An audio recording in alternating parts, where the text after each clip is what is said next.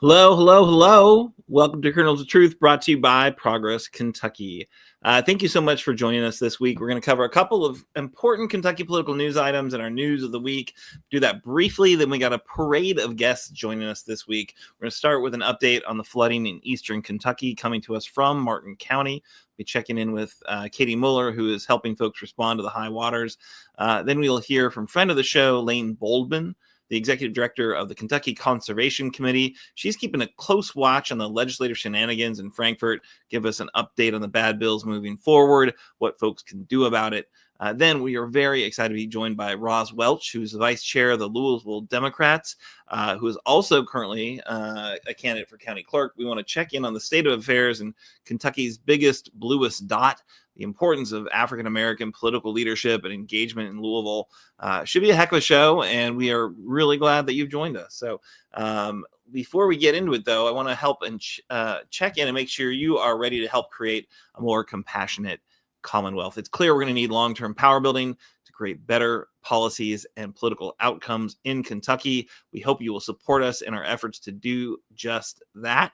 Right now is a really critical time in our state and in our nation. And if you don't like the way things are headed, step up and speak up. You can do that a couple of ways. There's two sources of political power. It's people. So we got two committees we're launching right now, one on rural engagement, one on the legislature. You can get involved with those. Also, a whole lot of folks are starting to do more indivisible style organizing and looking to do protests directly at some of our federal quote unquote leadership. If you want to plug into that stuff, we'd love to have your support, but really it's about getting active, getting involved, getting your voice heard. And of course, the other way there that you build political power is through money. So if you want to make a contribution right now, you can do that via our secure online website.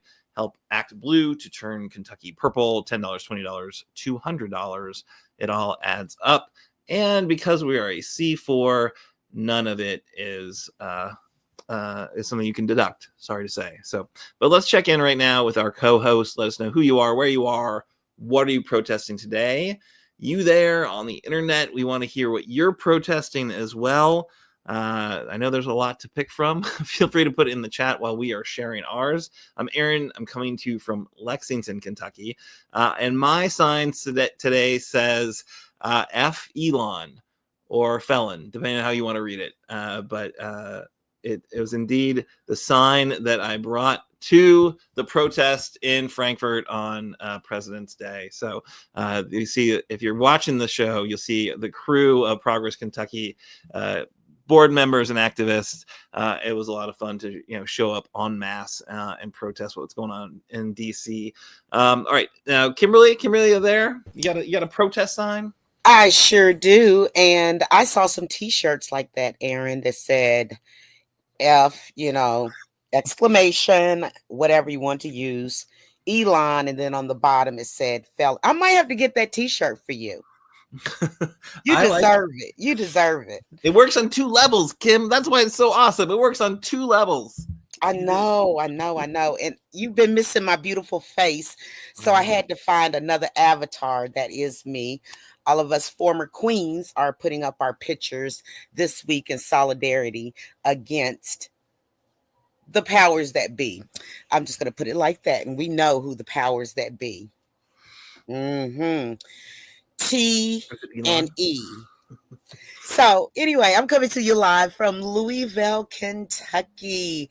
And I'm so excited about tonight. And my protest sign says today, I'm protesting the protest at this point. Everyone I talk to is a little tired of going out in the streets right now. They say, yeah, we'll do it a little bit later, but we need to find other ways. And I was listening to Amanda Seales, which is a very, very, very famous and popular comedian, was on Don Lemon's show today. And she has said basically what I've been thinking, we need to be more strategic and we need to do more things that's going to gut them out. I don't know can I say that on the internet? Can I say gut them out? Yeah. Well, I am talking about animals, right? I am talking about animals. So those kind of animals, we need to be making those phone calls more. We need to be sending those emails more. things that can be documented. Those places that don't want to adhere to the DEI standards, the NAACP is working on that, but also we need to protest sometimes with our dollars. It's money talks and bullcrap walks. So we have to find other innovative ways and collaborate with other organizations, just like we do right here on Kernels of Truth. We're involved with CAVE, we're involved with Forward Kentucky, and so many more. So we need to collectively come together at this particular time in history, because everybody thinks it's going to be like it was last time, and it's not like how it was last time. Okay, so that's what I feel we need to do. So I'm protesting the traditional protest. That's what I want to say. I'm protesting the traditional protest right now. All right. Well, speaking of protests, so we'll get into news of the week. I was, as you saw with the picture, I was at the protest in Frankfort on President's Day, the No Kings on President's Day anti-Trump protest, anti-Elon protest at the legislature, which they were out of session. So we had the run of the place. I think it was a great turnout. It was like hundreds of people. I think 500 plus were there. Lots of folks from Progress Kentucky's crew, which was wonderful. But the folks who put it together was this 50-51 movement, which was aiming to have anti-Trump protests in all 50 states, which I think they absolutely established. There was a bunch happening all across, even more than one in Kentucky. And I think the turnout was great. I think what we've seen from Elon Musk in this kind of unelected, unaccountable, not even really a employee of the federal government, just like a special advisor to the president who got his team of hackers running through our federal agencies looking to cut people's jobs and cut spending on things that keep people fed. Like really outrageous activity that really has inspired a lot of people, I think, to get involved and to get active and to raise their voice. So it was good to be a part of that community for sure. Some things they did that I thought were strategic and smart.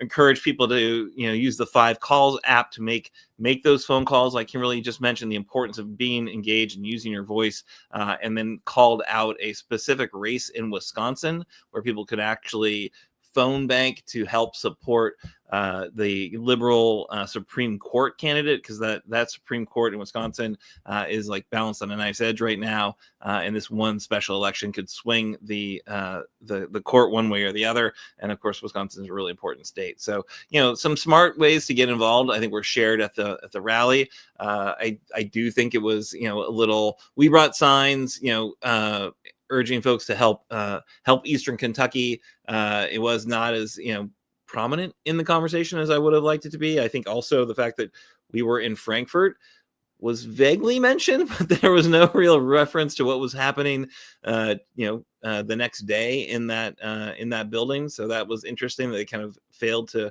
acknowledge the importance of state policy and what's happening here in Frankfort. So yeah, I don't know. I thought it was good to be there. It was a good community of folks for sure. A lot of creative signs, and it was cold. That's my report from the protest.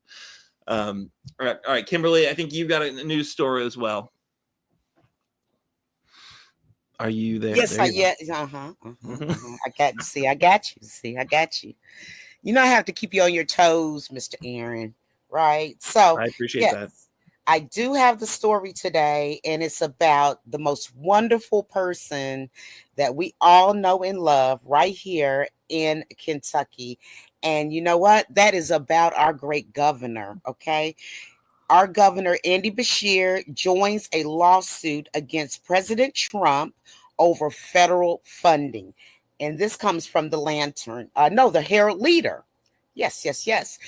We got a bad one up there in Frankfort. I'm talking about bad as in they don't play, and he's not scared. He's never been scared. So our governor announced last Thursday his office has joined a nationwide lawsuit against the administration of the Republican President Donald Trump over the federal funding freeze that had affected various programs in Kentucky. The lawsuit was initially filed by 22 Democrat state attorney generals in late January. However, Kentucky's our Republican Attorney General, Russell Coleman, did not sign on to the suit. I know that we are not surprised about that. So our wonderful governor, who has served previously as our Attorney General prior to being elected governor, he joined the lawsuit along with other Democratic governors like Josh Shapiro. Dave Sunday is another attorney general. So basically, the initial funding freeze was recently blocked by the federal judge. Thank God for those federal judges. They've been blocking everything. They're blocking more than a daggone football game, okay? However, our governor said that it created bedlam for certain state programs. And what I heard about most of all is that it was about the Medicaid system. The federal government, the administration, the Trump administration, or should I say the Musk administration, said that it would not tap into Medicare, Medicaid, nothing of that sort.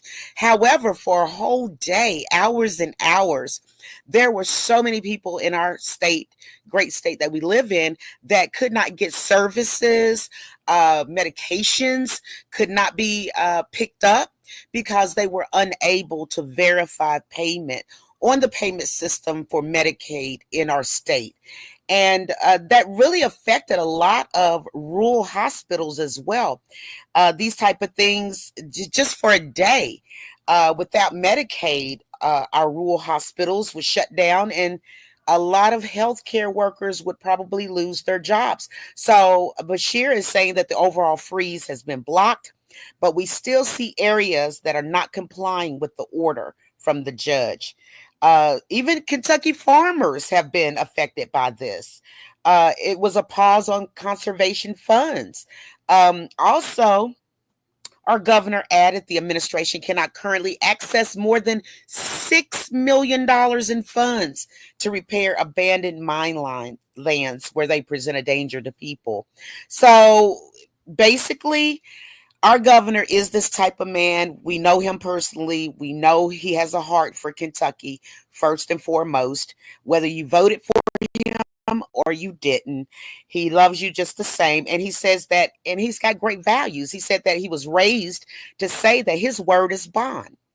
And this is what the federal government should do as well. So our governor, I'm going to just say he's never been scared to stand up to what other people may kowtow to. Back to you, Aaron. Yeah, I think I'm so glad that he was able to join that lawsuit, because Russell Coleman, taking the Republican Party line, which is, of course, they would never sue Trump. They would never try to stop what Trump's doing. But what Trump was doing is clearly illegal in terms of withholding payments, and the fact that those initial 22 states were able to, the judge was like, all right, well, we're not stopping federal payments for these 22 states, but if you didn't sue, we're going to go ahead and let Trump's order, be the law of the land. And so that was a very interesting wrinkle, and put us in a tough spot for a lot of those bipartisan infrastructure law funds that were supposedly coming down the pipe. That people are making plans. People had been, public-private partnerships had been established. These companies had made the plans to do the work, and then the money was not available. Really, just a horrible way of running a government, and not the way that it's ever been done before. So yeah, I'm glad to see the governor jump on that lawsuit, so that if that is the kind of the determination is like this, the states that are suing are able to get the funds released, then we're in a much better position than we were before. So really important stuff from Andy for sure. All right, so now we're going to get into our interviews, our check-ins, some really important check-ins. We're really glad to have joining us tonight Katie Mueller White, who is who comes from Martin County, lives in Lexington now, but has gone back to Martin County to help her family deal with what is another round of historic and horrible floods. So Katie, we're so glad that you are taking the time to join us. And yeah, tell us a little bit about it. I know, people are definitely, trying to be helpful. I know it seems like Eastern Kentucky cannot catch a break. It has not been long since, the most recent round of flooding was just 2 years ago. We're now at a point where I think 14 people maybe have died in these, like the weather and the flooding that's happening right now. Really horrific. And, thanks for sharing your perspective as you're back there helping out. Sure. So also I want to point out that I believe the first time I came on this show was in 2021 when I was down here for another round of disaster relief. So I thought about that today and found it really interesting. So I'm here in Martin County at my dad's house where I grew up. And I have spent yesterday, and here's our 100-year-old dog. I spent yesterday and today over in town at one of the donation centers, like a staging center where everything goes out. And overnight, everybody knows it got really cold and it snowed about 5 or 6 inches on top of frozen mud and water and standing water. I mean, it's terrible. And I do not laugh because I take it lightly. I laugh because I don't know what else to do. The National Guard is here, which is great. And what they're doing, or they were doing today, was taking loads of donations from the main staging site to more rural locations where regular cars couldn't get because of flood, because of downed trees, because of the snow and the mud. But they're driving their big trucks up through there, and so that was great. I am just in Martin County. I think that people, and if you're listening to this, you might agree. I think that people forget how big Eastern Kentucky is. It's huge out here. Like it's enormous. It's a huge part of the state. So, and there's so many affected counties: Breathitt County, Knott County, Perry County, Martin County, Johnson County, Floyd County, Pike County. It's enormous. And there's a lot of damage and it's widespread. So, when people will say, oh, well, I want to give money or I want to donate my coats or some warm boots or canned food or whatever, it's not just going to, one little pinpointed place. It's going over a huge swath of counties, hundreds and hundreds of miles. And it's such an enormous task. And the topography is really challenging, especially like today when the roads are bad and icy. At the donation center today, we were not that busy the first half of the day because nobody could get there, right? Like it's not that people didn't need to come and get the items that were available. But the roads were too bad this morning. You could not get out. And what do you see? So the roads are horrible. How's the floodwaters at this point? Like, I know that at Pikeville, at least, they've receded, but sure. What are you guys seeing? Like, mostly the water is gone down. It's rolling. Don't get me wrong. This is not a gentle, winter trickle. The waters are rolling, but they're down. I didn't, when I was driving to town and through town and back home and around today, I don't think I saw water up over anywhere in the road or anything. The water's down, which is great. Yeah.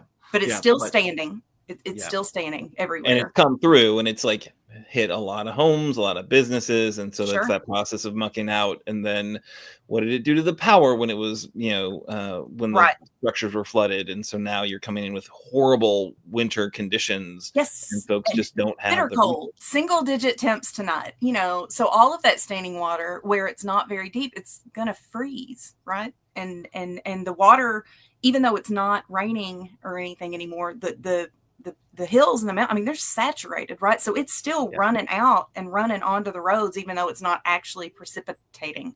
Yeah.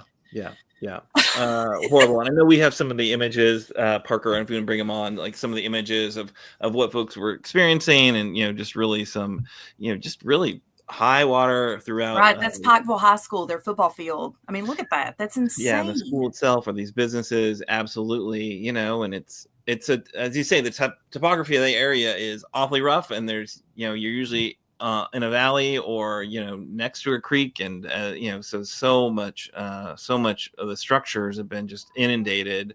And, structures that were maybe fixed after the floods 2 years ago. And so it's a lot of, just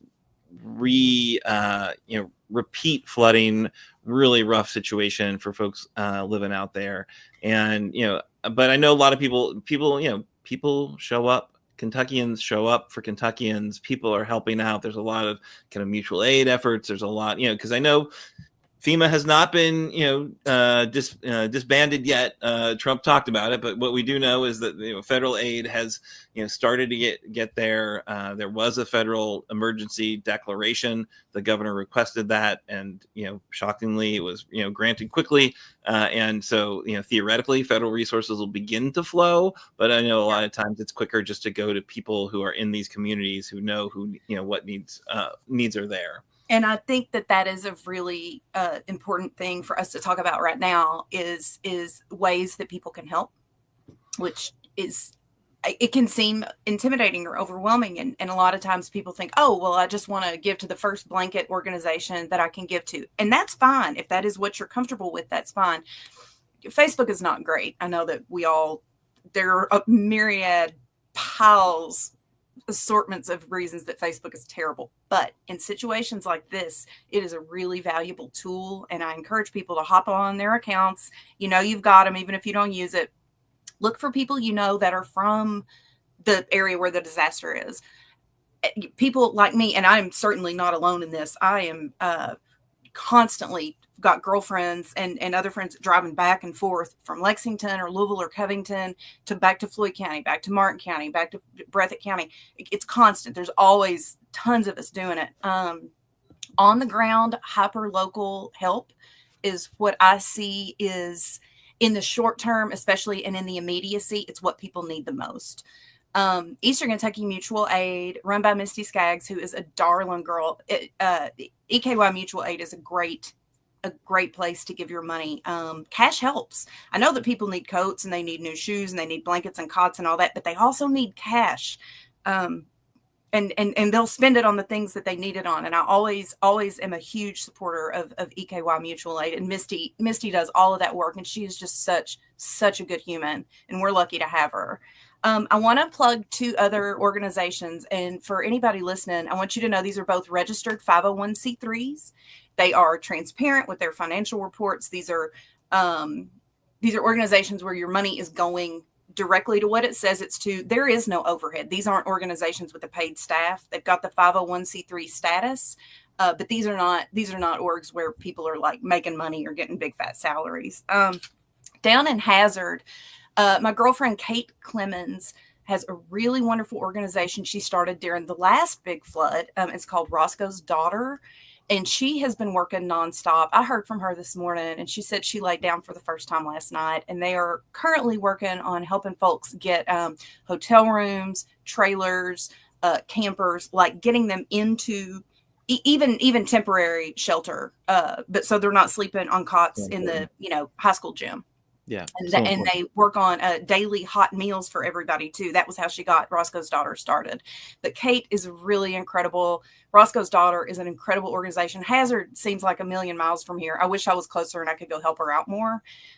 They've got a PayPal though, and their PayPal is, I think I put it down in this chat so I could read it. But their PayPal is, if you're interested in giving, you can check them out on Facebook. They keep their page updated, where they are, what they're doing, who they're working with. And their PayPal is Roscoe's Daughter Inc. INC.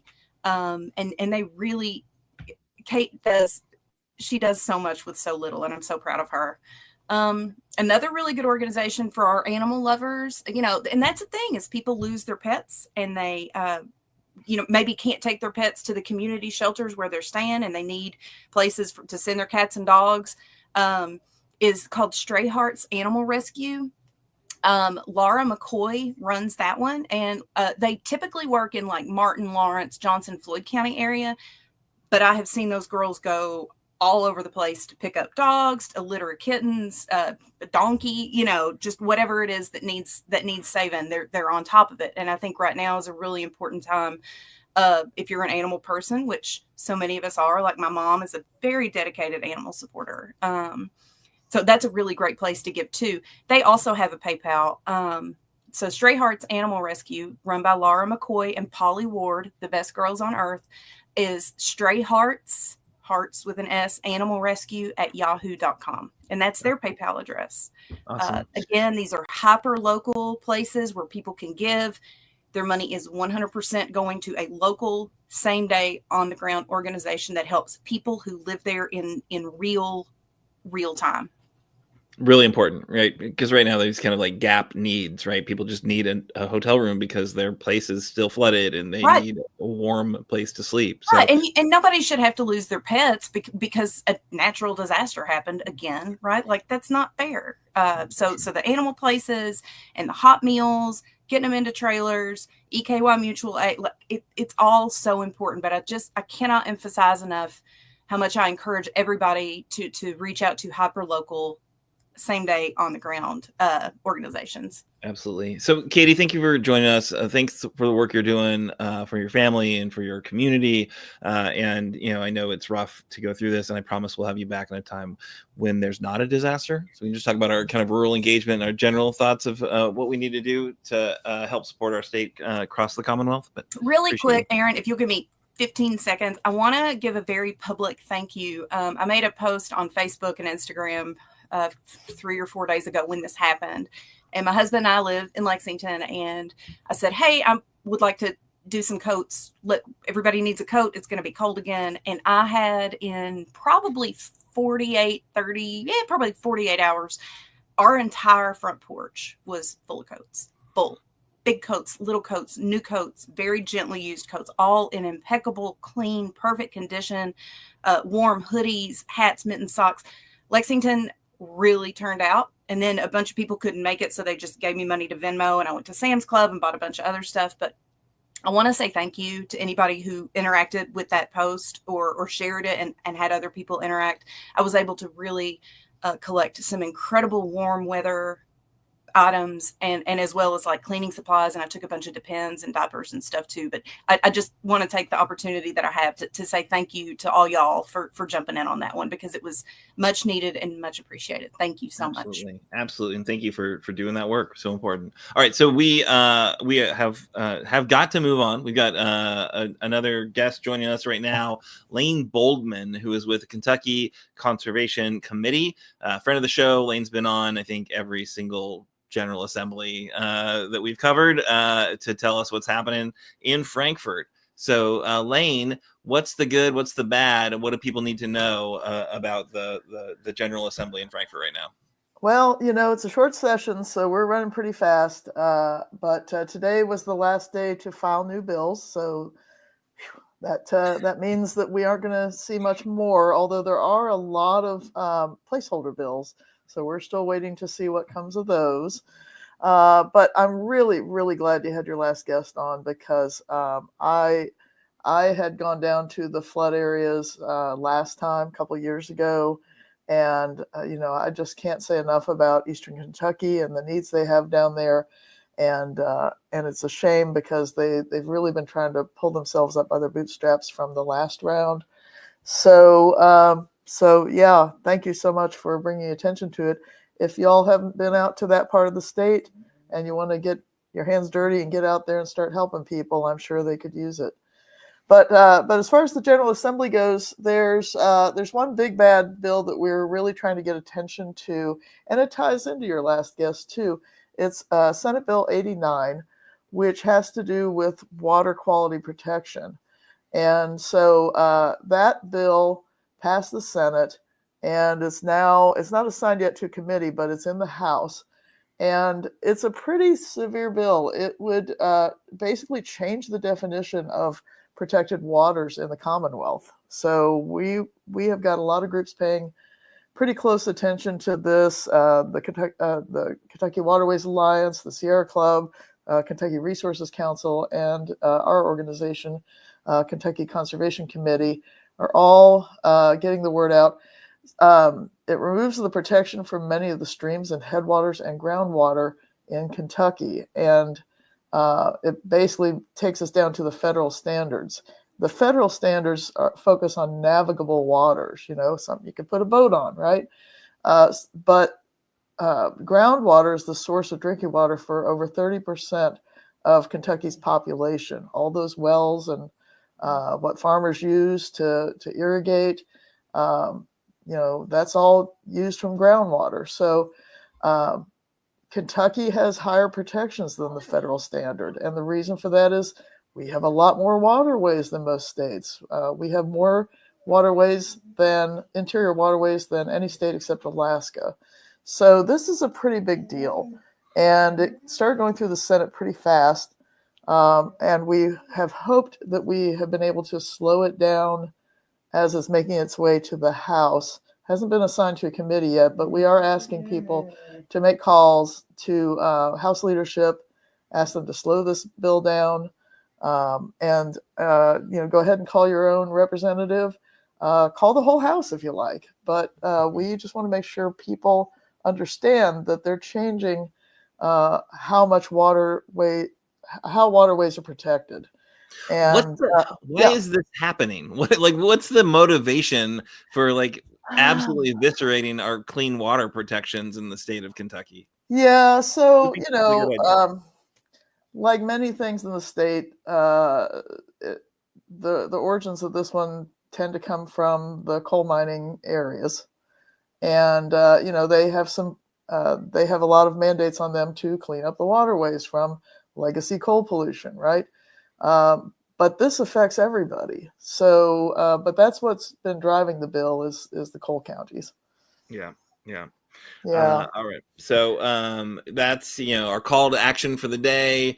Definitely call the legislative comment line 1-800-372-7181. We got that graphic there. They're the friendliest humans. They will absolutely be they'll be so kind to you as they take your notes and send your message to the entire House of Representatives to oppose HB 89. All right. What else we got, Lane? SB 89. I'm sorry. I always get it confused. I get confused. SB 89. Well, it's confusing because it's a Senate bill, but now it's gone to the House. So, but we've got a couple of we've got a good bill in here too. We've got well, first off, I want to mention too, these headwater streams, these smaller streams that would lose protection, those are the things that actually protect areas like Eastern Kentucky better. It allows the water to be absorbed longer. These wetlands would slow down flooding. So these aren't insignificant waterways. But another related bill to that is a good bill. It's House Bill 32. It's by a new lawmaker, a Republican lawmaker, that is trying to establish an Office of Outdoor Recreation Industry within the Cabinet of Economic Development. And the bill needs some work, but we want to encourage new lawmakers like this who are really thinking about their districts. The reason that he filed this is that he's from one of the areas that got hit by the floods a few years ago. He's a representative from Fleming Neon, which got pretty devastated in the floods. And so that community and surrounding communities went through a public process with some federal grants to re-envision their economic development. And one of the things that came out of that was developing an outdoor recreation economy. So he's, taken up the charge, and we appreciate that. We think that would be a good thing once they get through this new round of recovery and rebuild their economy. So, I'm hoping he'll keep working with some of the outdoor rec groups, green groups like us, and try to get this set properly. It needs some help as far as, doing some more outreach to the community, outdoor rec people. But we'd like to see that. So if you want to see something good come out of the flood areas, we suggest that people support House Bill 32. It's still in the House right now. And then there's some controversial stuff still going on. There's a bill that just passed out of the House, House Bill 137, that has to do with air quality monitoring. And that's kind of an attack on Louisville Air Pollution Control District. There's, for some reason, they keep filing bills that are kind of an attack on Louisville itself.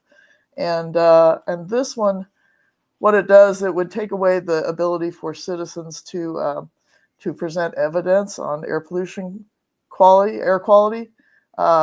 Citizen monitoring is a long tested way of identifying when there's something going on in your region. Rubbertown area in Louisville, lots of air pollution issues. Citizens try to collect data on these things, and this would eviscerate that as well.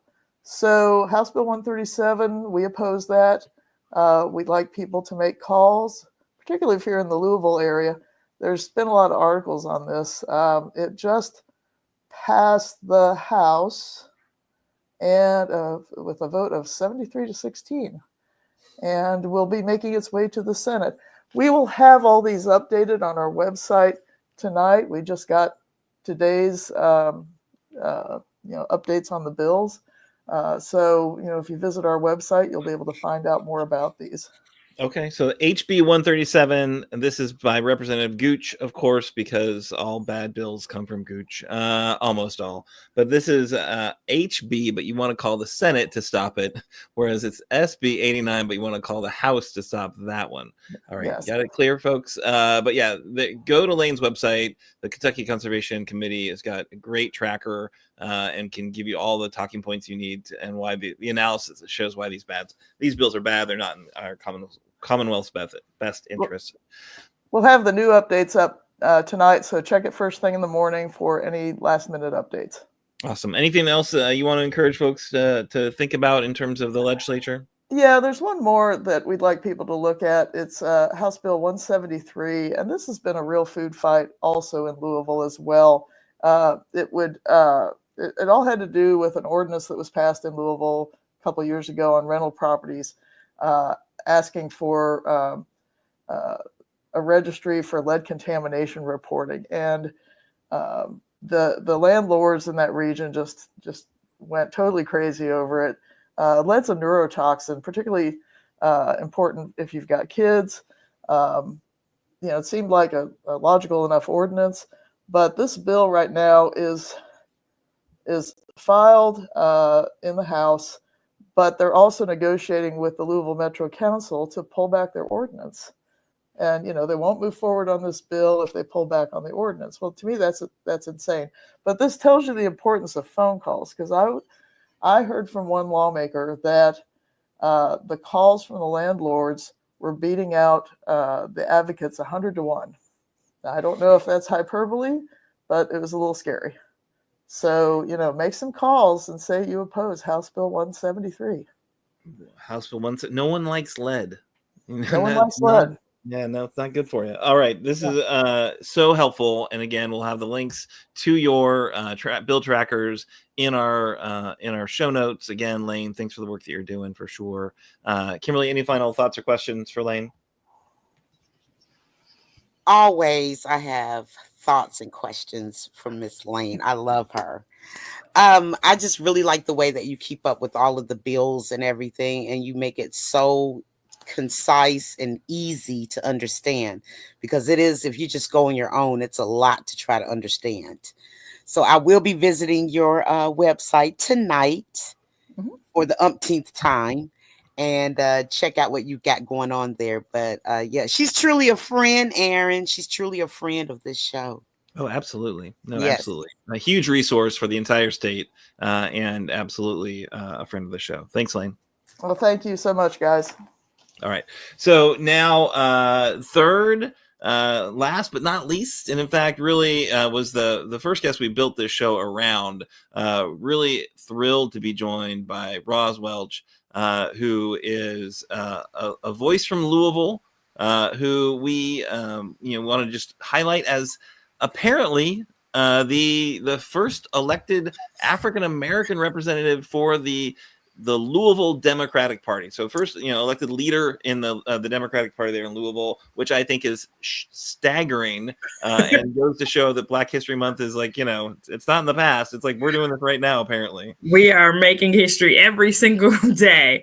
As we said, all my Black history is American history, and it is our state and our city's history. So I'm super excited to be here. The Louisville Democratic Party, as I was told when I was elected this last summer in June, later, I could not believe it. They said that I was the first elected Black person in leadership. And I was like, nah, y'all need to go back and look at the roles a little bit more. And no, everyone else who had been in leadership was appointed as officers. So I was actually the first vice chair of the county party. So I'm excited to be here, excited to get the work done that's going to be happening here in the city. So yeah, I mean, so obviously, Roz, the African American vote, could not be more important for for Louisville. The importance of African American leaders in the political situation and scene in Louisville is critically important. All roads for a purple Kentucky lead through robust engagement and turnout in Louisville, and our blue dots across the state. But what's the vibe on the ground? Kimberly sometimes tells me that that we're not doing a great job in terms of engagement and opportunities. And what's your assessment? Like, how are things going in Louisville? So there's work to be done. There's so much growth to happen. But I will tell you this, last fall was a rallying, I think, for Louisville within itself. So to get out and show up with the historic nomination of Kamala Harris, you literally saw people sign up from that Sunday. We would have volunteer orientations that would have maybe 20, 30 people in it. The volunteer orientation directly after that Sunday announcement that she was going to go out for the nomination, we had 150 people in a room ready to volunteer. That's awesome. That's amazing. So there is great momentum here in the city to get out there, for people to get off their couches, to hit some doors, hit some streets, talk to your friends and family about our democratic values and why it's important for us to show up to vote. Simultaneously, November was abysmal for most Democrats across the country. And so there's some great reflection over how do we switch that narrative. And sometimes, as my grandmother used to tell you, I can show you better than I can tell you. And I think within 2 months or within 30 days of this man being in office, people are seeing things that we tried to tell them about last fall. And now they're coming to a head. And whereas you thought that this policy would not affect you, it will affect you. And it's affecting you greater than sometimes you would have thought. So when we think about halting freezing of federal funds, right? That's not just an urban thing, right? That's not just hitting people of color. That really hits our rural brothers and sisters across this state, right? When you talk about counseling of USAID, like, you're talking about rural farmers that are literally paid by the federal government to send food across the world. All right. So those are the things that you're starting to see. And I think it really came to a head a couple weekends ago. Morgan McGarvey, along with the party, got together and planned a rally, Stop Elon Musk rally. And we had 500 people. We were at capacity. We literally had to turn people away because of the fire marshal, because the space that we had it in the capacity was 500 people. And so people showed up and showed out. When we start talking about now somebody who was not elected, who was not confirmed, who has no oversight, now has access to your Social Security numbers and your Social Security checks and your Medicaid and affordable care, and the Department of Education. And so those are bigger things that now I think people are starting to see. And I don't know if you've seen the interview where they were in Bell County, and the principal and superintendent said we were overwhelmingly defeated Amendment 2, but we also voted for Trump. But we don't believe that he's going to get rid of the Department of Education. And now that's the next thing on the chopping block. And our own Thomas Massey has put that up as literally law to get rid of the Department of Education, when we have counties in Kentucky that over 30% of their funding comes from federal government. So I think those are things that people are seeing, and we just need to reiterate how this touches you and how this affects you. And I know that our momentum is going to be great to move us to a more purple Commonwealth. Yeah. If we can get there, if we can survive from to that election, it is staggering to see how much of Project 2025 is like absolutely being implemented. The fact that this was something that was really unpopular when people heard about it, right, before November, but Trump did a apparently adequate job of pretending he didn't know what it was and that he was disavowing it, and then puts the architect of it in charge of the Office of Management and Budget, which sailed through. They didn't have any Mitch opposition on that one, which probably could be the most damaging of all. But Roz, you've clearly paid attention to these issues. You're clearly engaged. What do we need to do to get more people paying attention, to get more people engaged and involved? We got to have one-on-one conversations. A lot of times people don't want to talk about politics over the kitchen table because it can be decisive, right? But we have to start having conversations where people are. and make it plain to them how this touches them, how this reaches them, right? So I have a graduate degree. Student loans was really big for me, but that's not a big piece for some of my other family members. So me talking about student loan forgiveness, they're like, girl, you chose to go to school and get all them degrees. That's on you that you took them loans out. But then when you start to talk about how this affects blue collar workers or not raising the minimum wage and how that affects our communities, when you start talking about people losing their homes, when you start talking about the dismantling of FEMA in a state who's had natural disasters back to back, like, I don't just need the presidential declaration of emergency. I need the funding to show up in Eastern Kentucky, right? I need the Department of Education to show up and say, hey, FEMA, Pikeville High School needs this, because they were underwater for 3 days. So those are the pieces that I think that people need to see how they draw a correlation to each other, because I don't think we've done a good job as Democrats of connecting the dots to people. Yeah, I think it's fair. Kimberly, I know you've got thoughts and questions for Roz. Of course I do, for Miss Roz. And also I'd like to say she's an Emerge graduate as well. Okay. She has a lot of accolades on her name. So I'm on the executive committee and Roz is our vice chair. But what I'm seeing, Roz, and what I'm hearing a lot of Kentuckians talk about, and then there has been a very prominent council person right here in Louisville that has switched over to becoming an independent. They're saying that there's going to be a mass exodus of us Black folks leaving the Democratic Party. A lot of my friends and myself, we ain't going nowhere. Okay, we're gonna stay right here and make it better. Okay. But do you think this is something that's on a lot of Black people, especially here in Kentucky? Do you think that's on their mind, that they're kind of thinking, they're kind of, saying to themselves, the Democratic Party, what we always hear? Mm-hmm. So I think it's a couple things. So I think people moving to independent has a couple of pieces to do with this. So one, so let's talk about one of our council persons. One of our council persons moved to independent. That race starting next year is nonpartisan. So regardless of party, there you can be whatever you want because it's a nonpartisan race. So it'll be an open field for the primary. Everybody against everybody. The top two candidates will then go to the actual general election.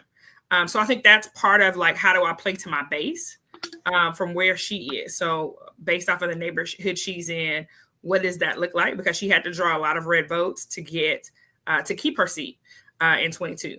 So I think some of that may have something to do with that. Not also saying I do not know what Councilwoman McCraney's ideas to that was, because I haven't spoken to her specifically about what the decision was made. So I'm just taking this from based off of what I heard during her press conference. I've also heard some prominent leaders say things like, I'm leaving the Democratic Party. And I think that is a pull that is happening because people are tired of just two decisions, right? This two-party system hasn't been beneficial. How does it work? Where do I get my best bang for our buck? But I also understand that we know that in 2016, that third-party voters, if they were underneath Hillary, we would have won that. We wouldn't even have this Trump. We wouldn't even be where we are. Simultaneously, even though RFK dropped out of the race, he was still on ballots and couldn't be removed from it. And people still voted for him in quite a few municipalities as well. So I think that's a little part of that as well. But when I think about the ideas of party, I think that there is something about collective unity to move us forward. And I think we have to get that from both party sides about how do we move this country forward? Do we believe in the dream of America for all people? And do we want to preserve this Constitution? Because if we don't, then we're going to vote for whomever, or we're not going to show up because we don't believe it affects us. But if we do care, if we do want it to be what it is, I wholeheartedly believe that the Democratic Party is that party. And so that's why I'm here. And I would love conversation with other people who have other ideas of that. My brother's a very strong independent. He's also the chair of the Tennessee Environmental Council. Sir, if that ain't the most democratic thing, even though it's a nonpartisan piece, but that is something he's head over heels about the environment, and about waste and about our trash and about leaving a better world for the next generation. And those are same things that we look at as democratic values. That's what Aaron is involved in, environment. Okay. I saw him really perk up when you were talking about that. I mean, I am a Democrat. I will say that my degree of pride in being a Democrat, kind of wanes and waxes. But, I do. Where else am I going to go? There's only one party that believes climate change is real and something we should be addressing. Right. Correct. And that is a travesty, and it's outrageous. And it leaves us with what we've got right now, which is, the EPA shutting down its criminal enforcement divisions, the funds that were supposed to be made available for all sorts of different climate change projects under the Inflation Reduction Act being just shut down completely because we've got a guy that doesn't believe climate change is real, right? It's a hoax, right? So, I think you make some really important points. I will say this: I think it's the two-party system is clearly failing us, but when we've got a situation where a whole big chunk of working class Americans of various colors and creeds think that maybe the Republicans are for them, when you have got this guy appointing like the more billionaires per seat, it's amazing. I did not know there were that many millionaires and billionaires that they could populate his entire cabinet. How can anyone look at that and go, yeah, they're working for me? I think it's very different. So there's a generational piece about someone who is a millionaire, and it is like they've worked so hard to get there, right? So they must know what they're doing. There's this mentality. Now you're also missing the fact that I don't know how many workers they crushed to get to this status, right? So it becomes this conversation within. Well, they run business well, so they should run government well too. But simultaneously, you're like some of these businesses what's driving up your cost of eggs, right? Some of these businesses, like when companies are saying we've got record profits, that means they got record profits off your back, and they didn't pay employees anymore. So your biggest as a business owner, outside of space and facilities, is payroll. That's what you cut first, right? So when you're looking at how do I maintain profit as market slows, I'm laying off people, right? And I think you're going to see that as well. Like as you see with all these cuts, you want to cut apart some of the pieces and some of the jobs that are happening. This mass exodus of the federal government because people are being let go as they're being downsized is going to hit communities across the nation, and they're not just big communities; they're small communities too. And I heard you say, how important it was to address and raise the minimum wage, which, kudos, because I feel like you're the first Democrat I've heard say that for a minute. And I know that we don't have an easy path to do it, but we need to campaign on it. So here's the thing. We have an easy path to do it. So Kimberly said something about her protest this time is a non-protest. I'm saying my protest is my vote. Right. That becomes where change happens, right? If I had 50 more people forget 50. If I had 35 more people in the House, the state of Kentucky, minimum wages would have already been raised. Why? Because Jefferson County and Fayette County both tried to raise their own minimum wages because they were urban areas, and the state of Kentucky said, y'all can't do that. Y'all don't have the authority to do such. There are no other municipalities that are like that. Even in the Commonwealth of Virginia, smaller municipalities can raise their own wages and set their own standard of living because of the variedness of the area, right? So what somebody is for a minimum wage in another county may be able to make it, but in Jefferson County you couldn't. Yeah. Right. Yeah. So I think there's some of those parts where we start to talk about what, with the cost of living being as crazy as it is, what does it look like?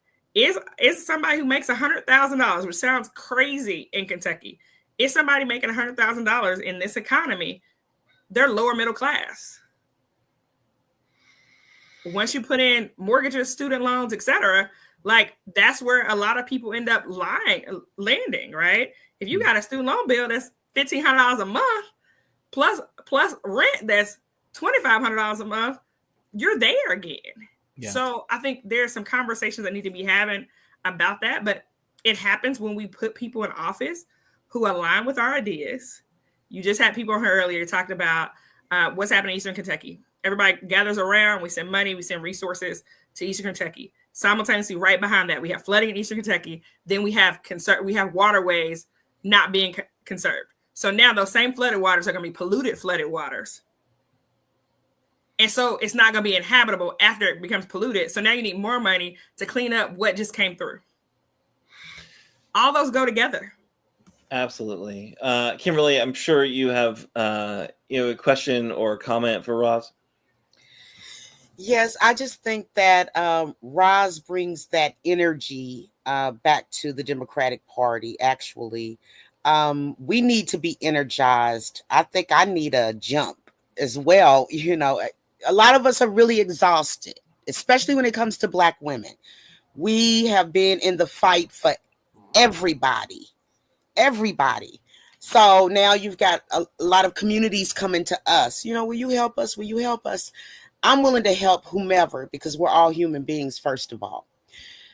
But sometimes can we get a little help as well in what we're trying to do? And right now, this situation is so perilous, and it's almost like a nightmare. It doesn't even seem real, what's going on. And we have yelled about this for the longest, and so many other people as well. But Roz brings a certain type of energy that is very much needed in the Democratic Party. I think she has that type of voice and knowledge to actually really engage people and get them to think a different way. And we need more Rozes. We need more. We need more and more and more. I'm doing my little part over here on my computer, and I do my little stuff, my little protesting like that. But it all adds up.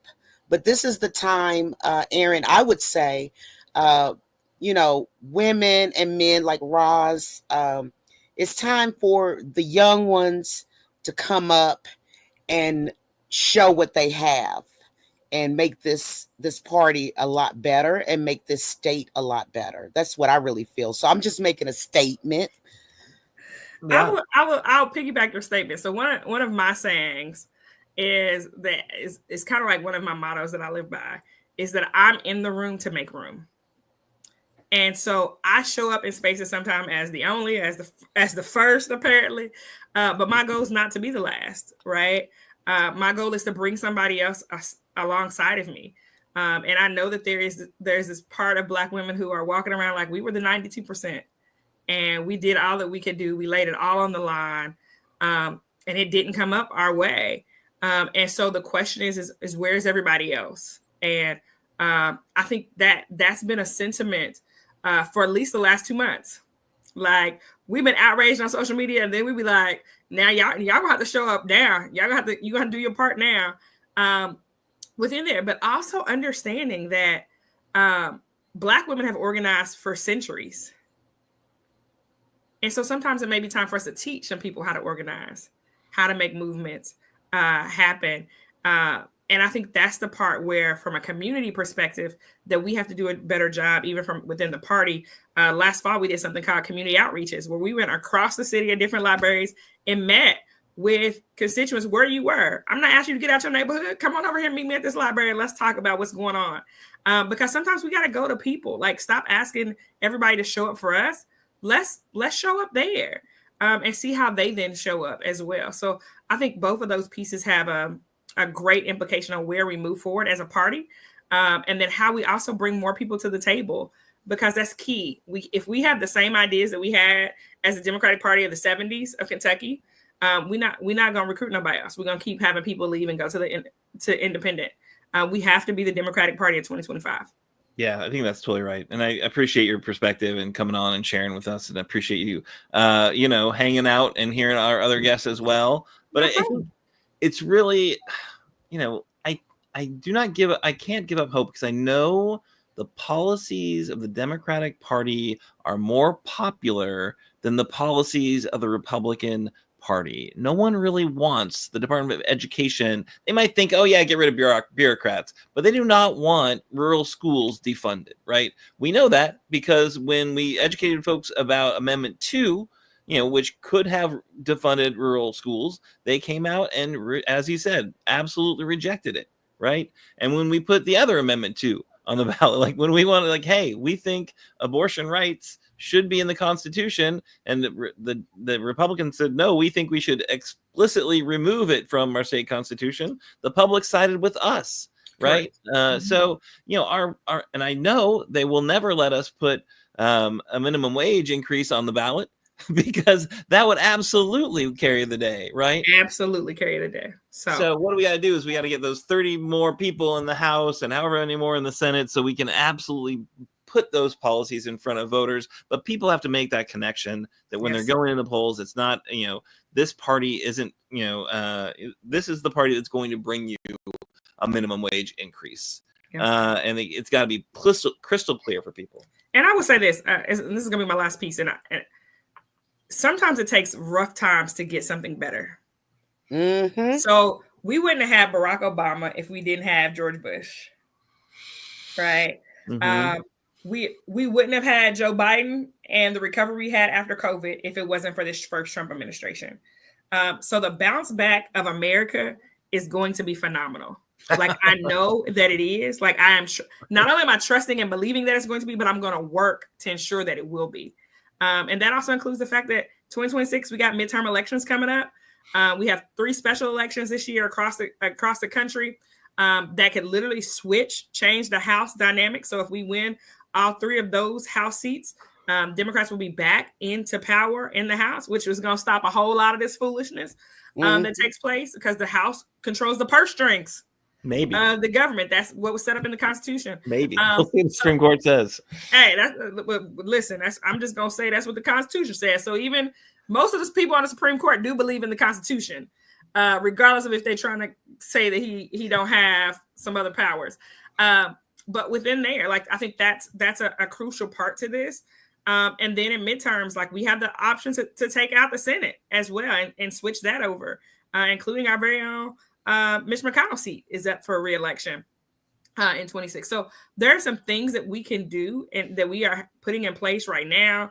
This year, the Democratic Party is leading some candidate orientation, some candidate training, some other things to get people out there, find some candidates that are willing to run, show up. Let's get some support behind them, and let's win some races, and let's switch this thing back, because our come up is going to be great. Absolutely. That's right. Aaron, I did a good job on getting Roz, didn't I? You did. Thank you for inviting me, Kimberly. You owe me, Aaron. You owe me. Renegotiate my contract. Really? It's your show too. So candidate quality is important. You and Mitch agree on that, right? But I'm hearing rumblings that there's a candidate we should also know about, maybe, that's going to be on the ballot in Louisville. I am putting my name in the hat for the county clerk race. So it's going to be exciting. This is the first time that I'm on the candidate side of elections. I've been behind the scenes running campaigns for a little bit. So I'm running for county clerk, Jefferson County Clerk here in Jefferson County. And that office, if you don't know, manages quite a bit. It's a constitutional office, but it manages all your vehicle title registrations. It handles all of your records. So your wills, your liens, all that stuff comes to the county clerk's office. But they also run elections. And so from that perspective, that's something that we're looking to make sure that we have equitable means. And we also had, we had a little fumble this November. So we had about a 2.5 hour wait from some locations because of some internet connectivity issues. So really trying to bring 5-star service to the Jefferson County Clerk's office. So I have about 13 years in retail. So I know how to manage business. I know how to manage teams. And I've also been an election worker for the past 12 years. So I've done a little bit of everything within the county clerk's office as I can without being an employee of the county clerk's office. So I want to just bring my expertise there to bring 5-star service to Jefferson County. Nice. And your positive energy and hope for the future.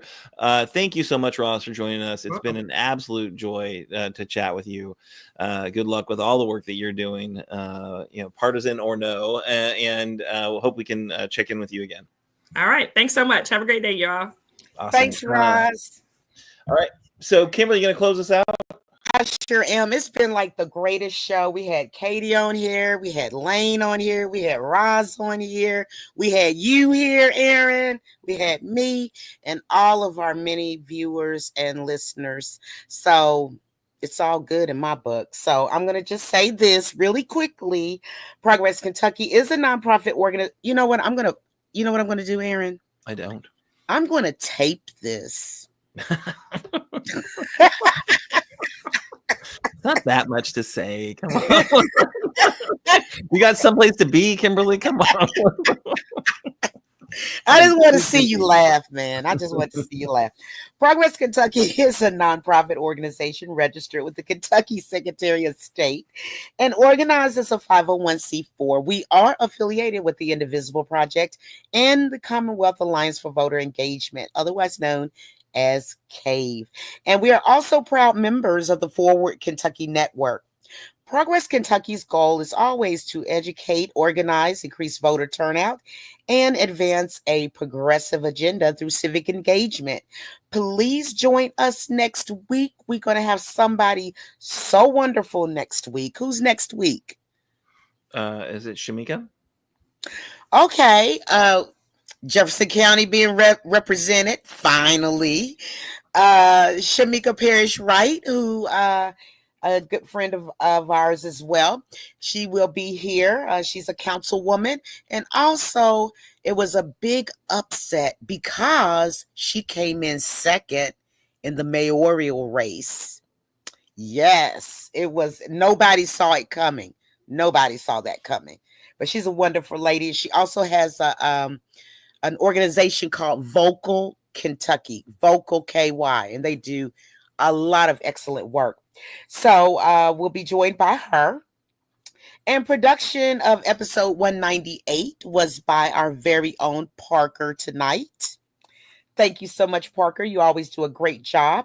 And Nate Orshan wrote and performed our theme song. So you can find more information and music about Nate at natosongs.com. I think everybody knows this.